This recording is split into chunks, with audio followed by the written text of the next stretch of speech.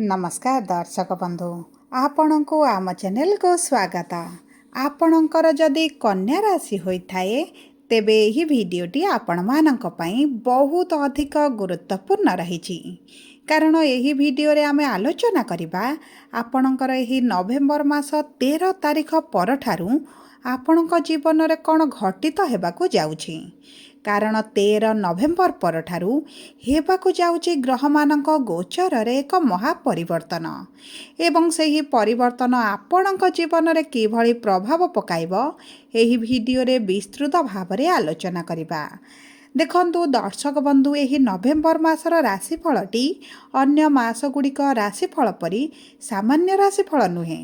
कारण यही मासर 13 तारिख दिन गुरुंक चलन रे हेबाकू जाउछि एक बड़ परिवर्तन एवं गुरु आसुछंती 12 वर्ष पर तांको उच्च स्थिति को एवं यही स्थिति रे गुरु नेबे बक्री मोड़ जहा फल रे आपणक जीवनर जहाँ भी सब शुभाशुभ फल बाकी रही जाइथिला गुरु आसुछंती पूरण करिबा पई।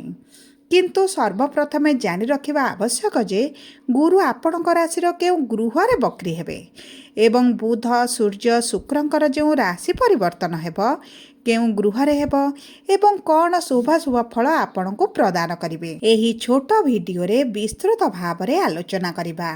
ता सहित भिडियोर शेष भाग रे जानिबा किछि सहज उपाय जहाँ आपणकर शुभाशुभ फल को द्विगुणित करिबो। सेति पई आपण आम सह भिडियोर शेष पर्यंत जोड़ी होई रुहंतु। किंतु भिडियोटी आरंभ करिबा पूर्वरु जदि आपणकर भी कन्या राशि होइथाए एवं आपण भी ईश्वर को आंतरिक भक्ति एवं विश्वास करती तेबे भिडियोटी को लाइक करंतु। कमेंट बॉक्स रे जय जगन्नाथ जय माँ लक्ष्मी अवश्य लिखि दियंतु।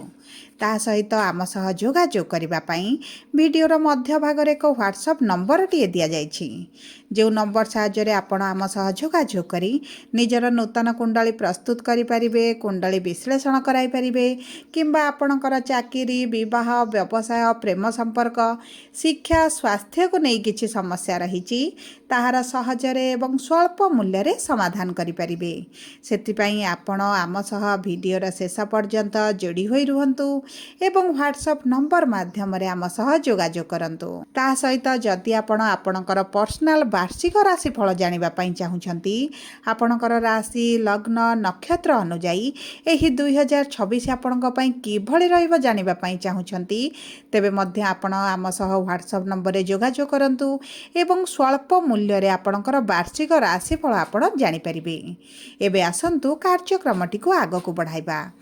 किंतु ता पूर्व जानिबा एही 13 तारिख परठारु आपणक कन्या राशि रे नवग्रहंकर स्थितिटी किभଳି रहिबो। देखंतु आपणकर द्वितीय गृह रे सूर्य एवं शुक्र तृतीय गृह रे बुध एवं मंगल षष्ठ गृह रे राहु सप्तम गृह रे शनि एकादश गृह रे देवगुरु बृहस्पति एवं द्वादश गृह रे केतु विराजमान करिछंती जहा फल रे सेही गृह गुड़िकरे सेमानकर प्रभाव अधिक रहिबो। तेबे सर्वप्रथमे आसंतु जानिबा एही नवेम्बर मास 13 तारिख परठारु आपणकर चाकरी व्यवसाय कर्म क्षेत्रटी किभଳି रहिबो। देखंतु आपणक कर्मर गृहर स्वामी हेउछंती बुध जी आपणकर तृतीय गृह रे विराजमान करिछंती एवं आपणकर भाग्यर गृहर स्वामी हेउछंती शुक्र जी आपणकर द्वितीय गृह रे धनर गृह रे एवं निज गृह रे विराजमान करिछंती जहा फल रे आपणकर भाग्य रे बड़ परिवर्तन आसीबो। देखंतु भाग्यर कारक जेतेबेले लाभ रे अछंती आपणकर भाग्य आपणक संपूर्ण भाव रे सहयोग करिवो। ता सहित बुध जेहेतु तृतीय रे अछंती मंगलक दृष्टि दशम भाव को रहुची आपणक कर्म क्षेत्र रे आपण परिवर्तन देखिबे।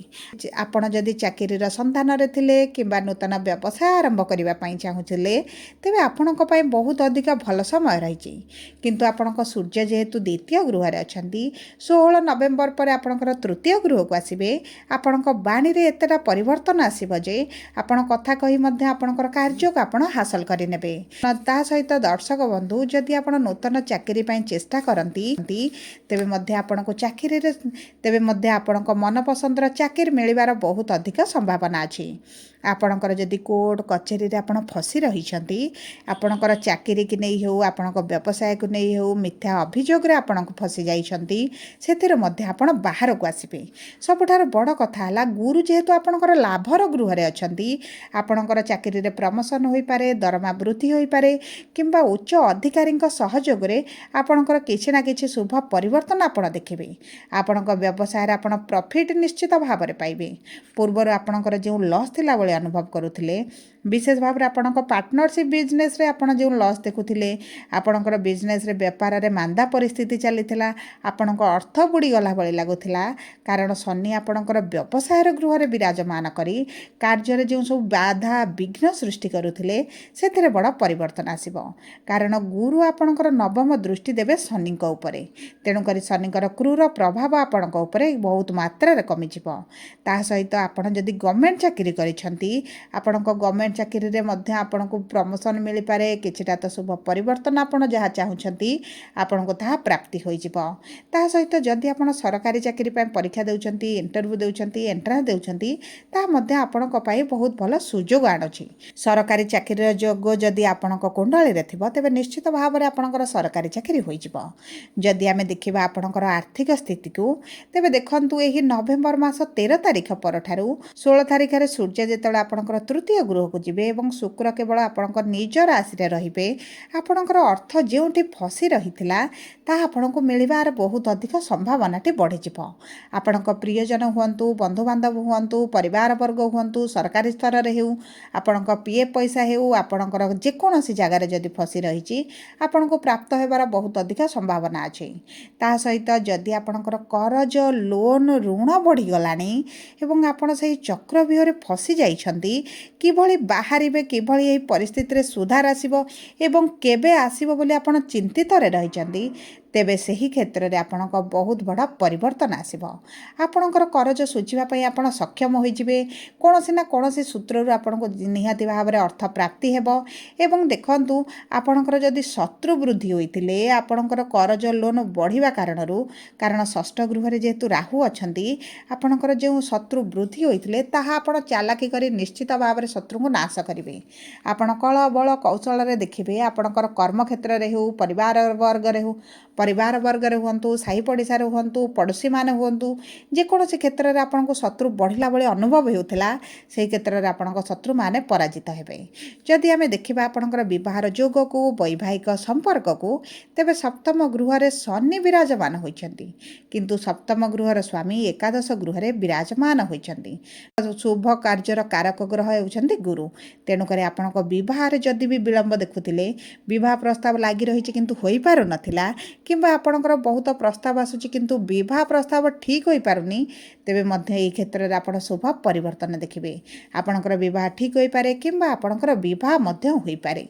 ଯେଉଁ ବୈବାହିକ ଦମ୍ପତିଙ୍କର ସମ୍ପର୍କରେ ଝଗଡ଼ା, ମନମାଳିନ, ମତଭେଦ ଚାଲିଥିଲା, ବିଶେଷ ଭାବରେ ଶନିଙ୍କର ଏହି ଉପସ୍ଥିତି ପାଇଁ ସେଥିରେ ଆପଣଙ୍କର ଧୀରେ ଧୀରେ ପରିବର୍ତ୍ତନ ଆସିବ।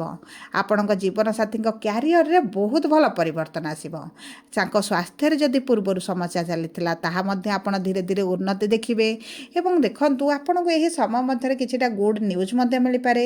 ସନ୍ତାନ ପାଇଁ ଯଦି ପ୍ଲାନିଂ କରୁଛନ୍ତି, ତାହା ମଧ୍ୟ ଆପଣଙ୍କ ପାଇଁ ହୋଇପାରେ। ଆପଣଙ୍କ ବୈବାହିକ ସମ୍ପର୍କରେ ଯଦି ଆପଣ ପରିବାର ଠାରୁ ଅଲଗା ରହିବା ପାଇଁ ଚାହୁଁଥିଲେ, ସେଥିରେ ମଧ୍ୟ ଆପଣଙ୍କୁ ସଫଳତା ମିଳିପାରେ। ଦେଖନ୍ତୁ, ଆପଣଙ୍କ ବୈବାହିକ ସମ୍ପର୍କ ପାଇଁ ଏବଂ ବିବାହ ପାଇଁ ବହୁତ ଭଲ ଯୋଗ ବନୁଛି। ଯଦି ଆପଣଙ୍କ କୁଣ୍ଡଳୀରେ ଶନି ଭଲ ସ୍ଥିତିରେ ଥିବେ, ତେବେ ନିଶ୍ଚିତ ଭାବରେ ବିବାହ ହୋଇଯିବ। ତାହା ସହିତ ଯଦି ଆମେ ଦେଖିବା ଆପଣଙ୍କ ପ୍ରେମ ସମ୍ପର୍କକୁ, ତେବେ ଦେଖନ୍ତୁ, ଗୁରୁ ଆପଣଙ୍କର ଉଚ୍ଚ ସ୍ଥିତିରେ ରହିଛନ୍ତି, ସପ୍ତମ ଗୃହକୁ ଦୃଷ୍ଟି ଦେଉଛନ୍ତି। ଏବଂ ଯଦି ଆପଣଙ୍କ ସାଥୀ ଟିକେ ଜଲ୍ଦି ରାଗି ଯାଉଛନ୍ତି ଏବଂ ଆପଣଙ୍କ ସମ୍ପର୍କରେ ସମସ୍ୟା ଦେଖାଯାଉଛି, ତେବେ ସେଥିରେ ଧୀରେ ଧୀରେ ପରିବର୍ତ୍ତନ ଆସିବ।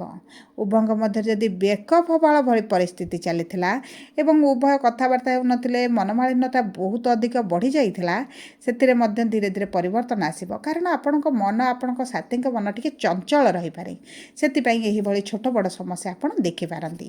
ଯଦି जदि आम आपणकर शिक्षा को देखा पंचम गृहर स्वामी शनि केन्द्र में सप्तम गृह विराजमान होती आपण प्रथम गृह को दृष्टि देउछंती किंतु गुरुंकर सप्तम दृष्टि आपणकर पंचम गृह को रही जो कारण आपणकर जो पाठपढ़ार कन्फ्यूजन था क्यारियर को नहीं आप द्वंद्व रोते कौन करेंगे कौन पढ़े से सब समस्या आपण मुंड भितर घूरी बुलूला से ही क्षेत्र में आप परिवर्तन देखिए आपड़ किसी बड़ डिसीजन नहीं पारती शिक्षा संबंधित भल निष्पत्ति नहीं पारती पढ़ाई आप बाहर को यात्रा करपारती कि आपणकर परीक्षा जदि किसी एग्जाम दौरान इंटरव्यू दौरान एंट्रांस दौरान से आपको शुभ फल प्राप्ति हे जदि आम देखा आपणकर स्वास्थ्य किभली रहिबो एही 13 तारिख परठारु तेबे देखंतु आपणकर राशिर स्वामी होउछन्ति बुध जी आपणकर तृतीय गृह रे 23 नवेम्बर पर्यंत रहिबे तापर बकरी होई आपणकर द्वितीय गृह को गोचर करिवे तेणु करी आपण जदि एही समय कौनसी स्थान को यात्रा करूछन्ति तेबे आपणकर खाद्य पानीय बहुत अधिक दायित्व नियंतु कारण आपणकर टिके स्किन इन्फेक्शन बाहरी पारे आपणकर स्टोमाक रे खाद्य हजम रे डाइजेशन रे एही बळी समस्या आपणकर देखा देई पारे किंतु 23 नवेम्बर परे आपणकर एही सब समस्या गुड़िक दूर हो आपण स्वास्थ्य जहाँ भी समस्या थिला आपण से उपशम पाइबे सबु पर देखंतु आपणकर शुभाशुभ फल को द्विगुणित करने आपण प्रतिदिन बुधंकर बीज मंत्र 108 थर पाठ करंतु कारण आपण राशिर स्वामी ता सहित बुधवार दिन गाई को टिके चारा खाइबा पाई दियंतु गायत्री मंत्र प्रतिदिन पढ़ंतु हनुमान चालीसा पाठ करंतु एवं सूर्य को प्रातः समय तंबा पात्र रे जल अर्पण करंतु यह आपणकर शुभाशुभ फल को वृद्धि करिबो जदि आपणकर कन्या राशि होइथाय वीडियोटी किभଳି लागला कमेंट बॉक्स रे लिखि जणांतु जदि आपणक प्रियजनकर कन्या राशि होइथाय वीडियोटी तांक सह शेयर करंतु जदि प्रथम थर आम चैनल को आसिछन्ति चैनल टी को सब्सक्राइब करंतु पाखरे थिबा बेल आइकन को प्रेस करंतु धन्यवाद।